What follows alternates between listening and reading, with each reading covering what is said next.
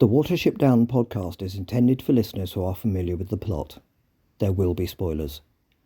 This episode is scripted, narrated, recorded and edited by Newell Fisher.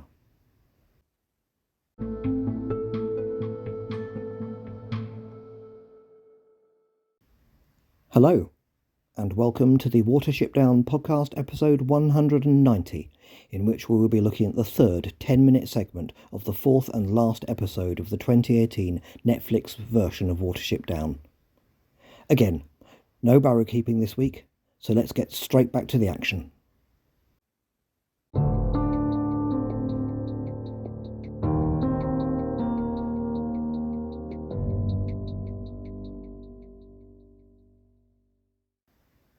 Netflix miniseries Episode 4 Part 3. A Message from El-ahrairah. Part 3 of Episode 4, The Siege, runs from 19 minutes 30 to 29 minutes 10, and the reverse timings are 30 minutes 40 to 20 minutes 20. The equivalent chapters from the book are chapters 44, A Message from El-ahrairah, and 45, Nuthanger Farm Again. General Woundwort sits on the boulder that is serving as his dais on Watership Down. His owls stand ready, grouped in front of him and also facing the enemy warren. They are waiting patiently for any rabbit to try escaping. But there is a problem. Sergeant Sainfoin runs up to him with Campion and another officer. Two of his bucks have deserted after they found Cracker around Keehar's burrow. In chapter 42 of the book, Hazel takes a few moments to deliberately scatter some of Keehar's guano to give the impression he might still be around. Here, that has not been necessary. Woundwort immediately punishes the messenger, cuffing Sainfoin across the face, shouting that he told him the bird was gone. He adds that he should have killed Sainfoin in the council chamber. Sainfoin's having previously expressed doubts about this whole mission is not going well for him. Campion defends Sainfoin by saying that his bucks are also growing restless. They are not used to sitting out in the open like this. He also asks Woundwort about taking prisoners. Woundwort's answer is calm and simple. There will be no prisoners. The third officer, whose name I have not been able to work out, asks about those not engaged in the fight. He begins to point out that capturing the strongest bucks and also the does would make sense. He doesn't get to finish this point, as Woundwort slaps him violently to the ground with both paws. Woundwort then addresses Campion, telling him to stop making a habit of questioning him, or he will be cured of it. This version of Watership Down's ill-disciplined El-ahrairah is then partly explained, as Woundwort displays tactical impulsiveness, seemingly allowing his temper to dictate his next move. He says to inlay with starving them out, and orders the storming of the tunnels. In the honeycomb, the rabbits of Watership Down listen nervously to orders being shouted outside. From one of the open entrances we see the massed El-ahrairah still not moving. And then, from above, we see them rush forward towards the warren. Some head straight into the seemingly unguarded open entrance. Others head straight into the hangar and start vigorously digging down. We see the other Owsla running into another unguarded hole on the east side of the warren, while others start digging down from the surface there as well. At this point, it is easy to get caught up in the action and forget that a reference was made earlier to only leaving 3 holes open, then 2, both of which would be guarded. The El-ahrairahs keep pouring into the warren, and now we see them approaching a guarded entrance, one it looks as if Bigwig is stationed at. Immediately, we see Hawkbit and Dandelion being attacked at their entrance. We see Clover in a run, hearing the El-ahrairahs digging from above. Back to Hawkbit and Dandelion. Hawkbit foolishly allows himself to be drawn outside during the fighting, but he is saved by a leapy and kicking Dandelion. In the honeycomb, Clover tells the other does that the El-ahrairahs are opening up the blocked runs. I think it is Sutphin who says they will tear them to pieces. Clover borrows Bigwig's line from the book, used by Blackavar in the 1978 film about 1 or 2 El-ahrairah from El-ahrairah joining her.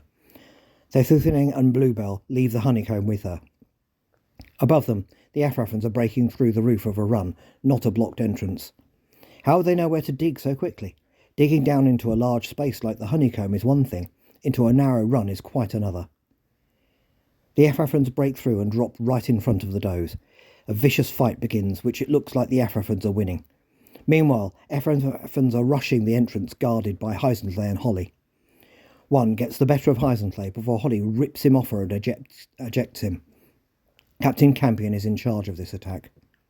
Very naively, he tells those he is in charge of to just subdue Heisensley, that no one is to use lethal force.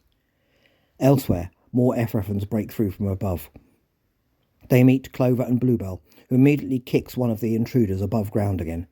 He then pulls down a root, causing a roof collapse just as the other rabbit enters the run. Elsewhere, Fiver and another rabbit I cannot identify meet another roof collapse. As they flee the entering Ephrathans, Fiver uses his momentum to grab another tree root, causing another blocking collapse. Near the entrance, Bigwig is defending. Blackberry is telling Hazel that the Ephrathans have occupied the main tunnel. They can't take much more of this. As we see Dandelion defending the entrance in the background, Hazel orders the main tunnel collapsed. The wounded are to be gotten to the honeycomb. Dandelion appears to be helping Hawkbit, who is hurt, back inside. Meanwhile, Bigwig holds that entrance. At Holly and Heisensley's entrance, Heisensley is holding off 3 Ephrathans. With a nod of the head, Campion orders 2 more who are above the top of the entrance to attack. As Heisensley edges forward, one of them drops on her. Holly, who has seemingly been absent for a moment for some reason, shouts her name and leaps to her defence, barging the Ephrathan off her. He is out in the open. 3 Ephrathans lay into him. Heisensley starts to regain her senses. She sees what is happening to Holly. The other Ephrathan, who went to the top of the entrance, drops on her. The attack on Holly, which Heisensley sees all of, is unrelenting. It ends with a vicious blow to the head.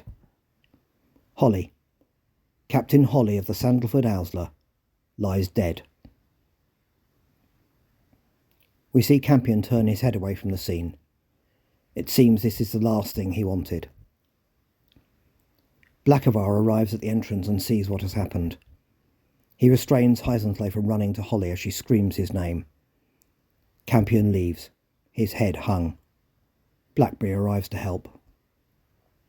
In all the emotional intensity of this scene, it is easy to miss the fact that 2 Ephrathans just disappeared. First, one of the 3 baiting Heisensley from the front, then the one who holds her down as Holly is killed. In a very full honeycomb in which we can hear sobbing, Strawberry is saying she doesn't think the Ephrathans will be able to get through. Clover arrives at the lobby behind the entrance Bigwig is defending to tell Hazel the Ephrathans are opening entrances everywhere. They can't hold them off. And then Blackberry arrives with the news of Holly. Bigwig immediately has to repel 2 more Ephrathans. Hazel orders them to all fall back to the honeycomb and immediately collapses this entrance. We see frenzied collapsing of entrances and tunnels in 3 other locations by pairs of rabbits. The rabbits of Watership Down are all in the honeycomb. We see the last entrance to the large burrow being collapsed by a team of 4 rabbits. And already we see Ephrathans break through one of the blocked entrances to the warren. The initial dynamic active defence of the warren is over. We are now more or less in the situation the warren was in at the start of chapter 44 in the book. They gather around the devastated Heisensley. To an accompaniment of the rumbling of distant digging, Blackberry says he cannot believe Holly is gone. Spontaneously, the warren recite the first words of a Lapine funeral. My heart has joined the 1,000. Heisensley completes the saying, for my friends stopped running today. Alongside the sounds of digging, we hear muffled shouted orders. After a pause, Clover says that the entrance is sealed, but it won't hold the Ephrathans for long. Above ground, Captain Orkis reports to General Woundwort that the enemy have fallen back into a large burrow. They could keep forcing their way through narrow tunnels, but their casualties will be high. Woundwort angrily says to pull the bucks back. He demands to know where this large burrow is. Right beneath the tree, Orkis replies. Woundwort pauses. He looks in the direction of the warren and thinks. In the honeycomb, Hazel orders quiet as he listens. The sound of digging from the entrances to the honeycomb stops. He says they've left the tunnels. Almost immediately there is a new loud sound of digging from above, causing alarm among the group. Blackberry says they won't be able to make any defence if the Ephrathans drop straight into the honeycomb. Hazel orders everyone into the back burrow and tells them to seal it off. Him and Bigwig will hold the Ahrairahs off until this is done. This is desperate, last-ditch stuff now. Clover approaches Hazel. He tells her to give everything she's got when the Ahrairahs come through. But she has another purpose now. In a moment originalists will not like, she tells Hazel she never told him she loves him. He replies that she didn't have to. They touch noses and look into each other's eyes. And with a glance back, she is gone. Bigwig joins Hazel. He says they are in quite a spot. Hazel replies that he thought things would end better than this, with Bluebell boring their grandchildren with tales of their adventures. Bigwig responds that maybe in some world it did. And then Hazel spots Fiver. He wants to apologise for not being able to help. He says he is no use if he doesn't have his visions. Hazel responds that his friendship is worth more to him than any vision. By the time inlay rises, their bodies may lie broken, but what holds them together is unbreakable. Inlay?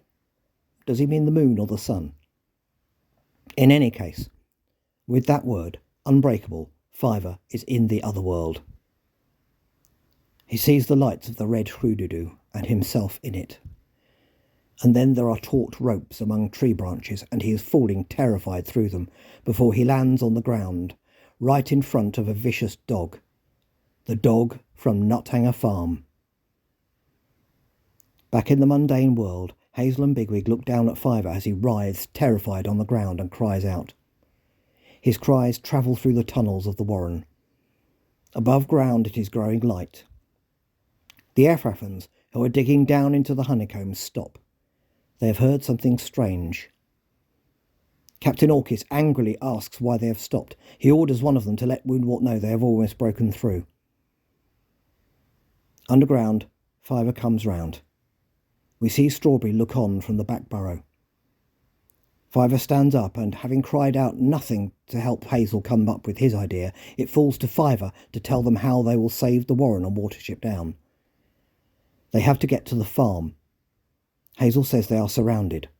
Strawberry says she can get them out. Bigwig urgently tells them to go. They must seal themselves into the back burrow but leave the tunnel open on this side. Before he leaves, Hazel has one final trick for Bigwig.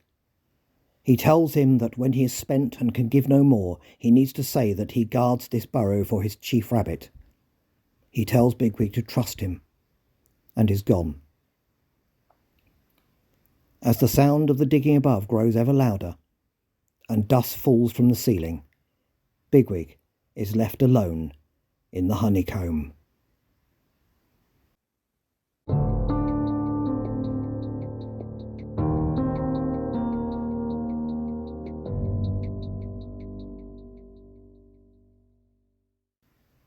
Comparison with the book. Owsler member Eric Steps has pointed out in the YouTube comments that in the book it is Captain Campion who advocates a siege to starve the rabbits of Watership Down out, while Woundwort prefers an immediate attack. Here, Woundwort begins being content with the siege but soon loses patience, resulting in the attack that has taken up most of this segment. Owsler member Sean Higgins has pointed out that hardly any of the Watership Down rabbits have been established as capable of being effective fighters before this attack happens, so their abilities to fend off the Ahrairah and Owsler, even if only for a while, might not seem credible. A particular standout example of this for me is this version's non-storytelling failed Lothario Dandelion, who turns out to be a particularly vicious and effective fighter. If rabbits are generally to have good fighting skills in this version, that is obviously its prerogative, but in that case, this version's Ahrairah would need to have been arguably a little better run. The whole dynamic attack does not happen in the book, and has ended up with Warren in exactly the same position, with everyone in the honeycomb listening to the Ahrairahs digging their way in from above, only here Holly is dead. The romantic elements between Holly and Heisentley and Hazel and Clover will irritate originalists. In the book there was no romantic element at all. The very closest the action came to it was Strawberry's reaction to the snaring of his doe Nildro Hain that prompted his leaving his terrible warren and joining the others in their journey to Watership Down. However, The loss of Holly and Heisenclay's devastated reaction is an effective and poignant plot device here. The equivalent perhaps of the brutal slaughter of Blackavar by Woundwort in the 1978 film. It is sometimes easy to forget that not one rabbit from Watership Down loses their lives during the El-ahrairah attack in the original novel. One element of this segment I'm simply not buying, though, is Campion's urging his bucks not to use lethal force, seemingly in part because the hole he is attacking is being defended by Heisenclay, the same bucks who then kill Holly. We know that there is good in Campion, but at this point he is still a warrior of El-ahrairah with a job to do. To return to my first point, the Campion of the book, the same Campion who ends up a friend of Watership Down and eventually lives out his days there as a respected warrior, was the same Campion who was prepared to see the entire Warren starved into submission at the Battle of Watership Down. He does not need to be portrayed as a secret pacifist in order for his better qualities to shine through. But perhaps the book reading public of 50 years ago, less than 30 years after the end of the largest war in human history, might have understood that better. Finally, it is also disappointing that Hazel has been deprived of his vision of the River Enbourne, provoked by Fiver's flashback to the tale of Rowsby Woof, that leads to his idea as to how to save the Warren. Once again, this Hazel is deprived of a key moment of his leadership. In fact, the key moment that leads to the salvation of the Warren on Watership Down.